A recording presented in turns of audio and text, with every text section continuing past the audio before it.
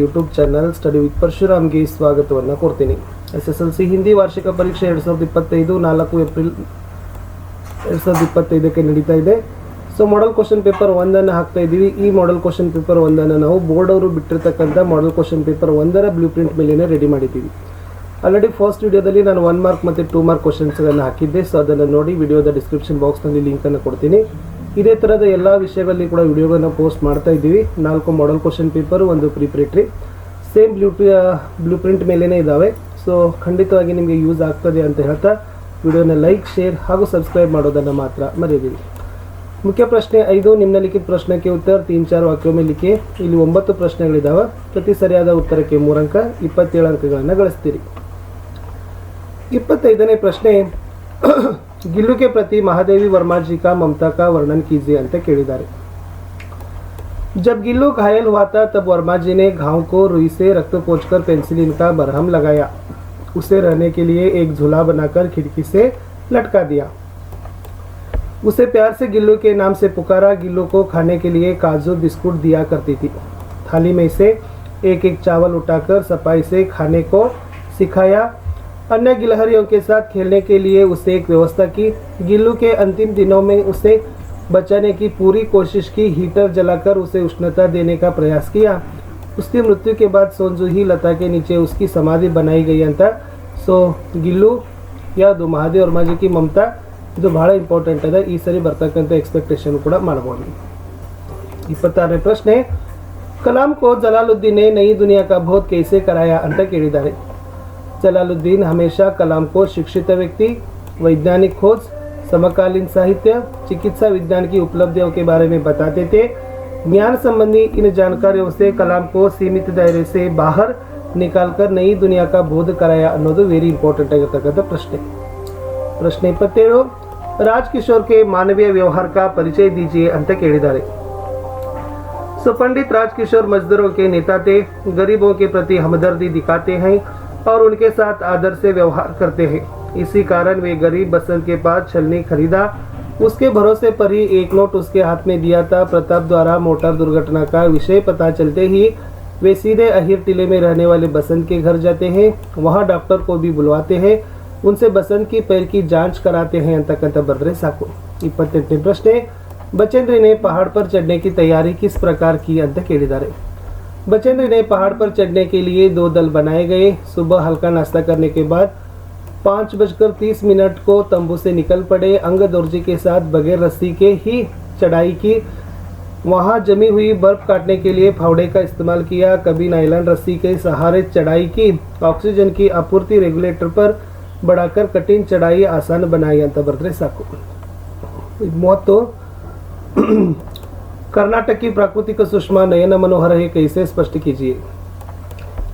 कर्नाटक की प्राकृतिक सौंदर्य नयन मनोहर है. पश्चिम में विशाल अरबी समुद्र लहराता है. इसी प्रांत में दक्षिण से उत्तर के छोर तक फैली लंबी पर्वतमालाओं को पश्चिमी घाट कहते हैं. इन्हीं घाटों का कुछ भाग सह्याद्री भी कहलाता है.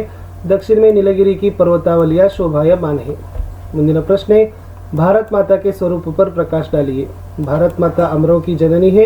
उसके हृदय में गांधी, बुद्ध और राम जैसे महान पुरुष सोए हुए हैं. उसके एक हाथ में न्याय पताका, दूसरे हाथ में ज्ञान दीप है. इस प्रकार मातृभूमि का स्वरूप सुशोभित है. 31ನೇ ಪ್ರಶ್ನೆ, मनुष्य के लिए सुख की प्राप्ति कब संभव है ಅಂತ ಕೇಳಿದ್ದಾರೆ. मनुष्य के लिए सुख की प्राप्ति तब संभव है जब वह समय का सदुपयोग करता है. काम के समय में बहाने करके नहीं टालना चाहिए. समय का नष्ट ना करके सुसमय पर जो काम करना है उसे मन लगाकर करना है. ऐसे मनुष्य के जीवन में सुख की प्राप्ति संभव होती है. दोहे भावार्थ, मुखिया मुखसो चाहिए खाना पान को एक, पालय पोसे सकल अंग तुलसी सहित विवेक. तुलसीदास जी कहते हैं कि मुखिया को मुख के समान होना चाहिए. मुंह खाने पीने का काम अकेला करता है, लेकिन वह जो खाता पीता है उससे शरीर के सारे अंगों का पालन पोषण होता है. इसलिए मुखिया को भी ऐसे ही विवेकवान होना चाहिए, जो काम अपना तरह करे और उसका फल सभी में बांटे तक बर्रे साकू. अनुवाद ಇದೆ. कर्नाटक में कन्नड़ भाषा बोली जाती है और इसकी राजधानी बेंगलुरु है. यहाँ देश विदेश के लोग आकर बस गए हैं.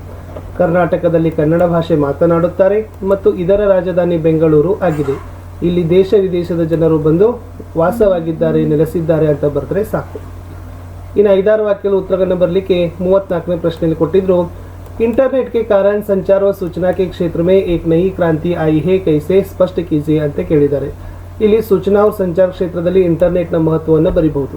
ಏನು ಬರೀತೀರಿ? इंटरनेट द्वारा पल भर में बिना ज़्यादा खर्च किए कोई भी विचार, स्थिर चित्र, वीडियो चित्र दुनिया के किसी भी कोने में भेजना मुमकिन हो गया है. चाहे तो पूरे एक पुस्तकालय की किताबों के विषय को कम समय में कहीं भी भेज सकते हैं.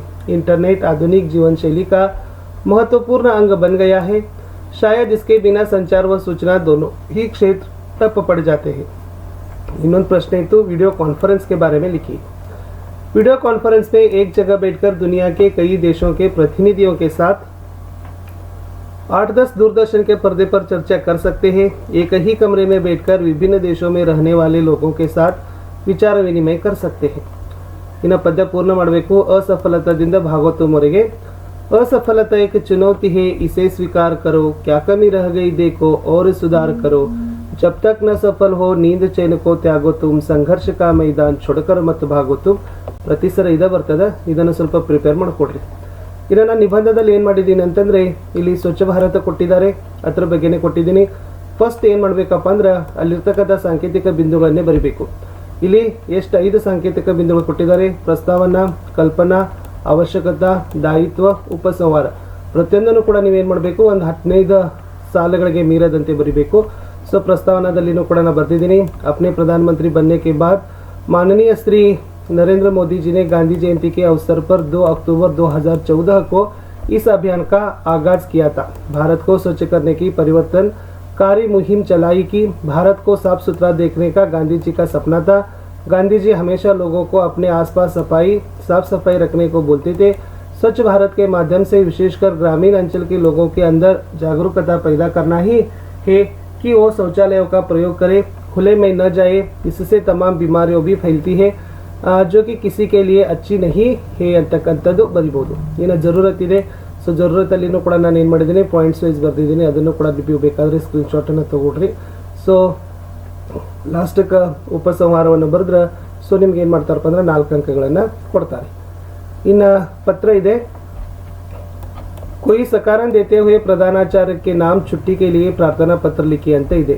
ಸೊ ಫಸ್ಟ್ छुट्टी ಪತ್ರ ಬರಬೇಕಾದ್ರೆ ಸ್ಥಾನ ಬರಬೇಕು, ದಿನಾಂಕ ಬರಬೇಕು. ಸೊ ನಾನು ಬರ್ತಿದ್ದೀನಿ ತೆವರಟ್ಟಿ 10/3/2025. ಫಸ್ಟ್ ಸ್ಥಾನ ದಿನಾಂಕ ಬರೀರಿ. प्रेषक शालिनी 10वीं कक्षा सरकारी हाईस्कूल तेवरट्टी 1. सेवा में प्रधानाध्यापक सरकारी हाईस्कूल तेवरट्टी 1. आदरणीय महोदय. सो 3 दिनों की छुट्टी की प्रार्थना हेतु उपयुक्त विषय के संबंध में आपसे निवेदन है कि दिनांक 11/3/2025 से 13/3/2025 तक मुझे अपने भाई के शादी में भाग लेने के लिए बेंगलुरु जाना है. इसलिए मैं विद्यालय नहीं आ सकती. अतः आपसे प्रार्थना करती हूँ कि इन 3 दिनों की छुट्टी देने की कृपा करें. ಧನ್ಯವಾದ ಸಹಿತ आपकी ಆಜ್ಞಾಕಾರಿ ಛಾತ್ರ ಶಾಲಿನಿ ಅಂತ ಬರೆದ್ರೆ ಸಾಕು. ಇಷ್ಟು ನಾನು ಫಸ್ಟ್ ಮಾಡೆಲ್ ಕ್ವಶನ್ ಪೇಪರನ್ನು ಬೋರ್ಡ್ ಅವರು ಬಿಟ್ಟಿರ್ತಕ್ಕಂಥ ಮಾಡೆಲ್ ಕ್ವಶನ್ ಪೇಪರ್ನ ಬ್ಲೂ ಪ್ರಿಂಟ್ ಮೇಲೆ ರೆಡಿ ಮಾಡಿ ಕೊಟ್ಟಿದ್ದೀನಿ. ಇದೇ ಥರದ ಇನ್ನೂ ಕ್ವಶನ್ ಪೇಪರ್ಗಳನ್ನ ನಿಮಗೆ ಬರ್ತಾವೆ, ನೋಡಿ ಎಲ್ಲ ವಿಷಯಗಳಲ್ಲಿ ಯೂಸ್ ಮಾಡಿಕೊಡ್ರಿ ಅಂತ ಹೇಳ್ತಾ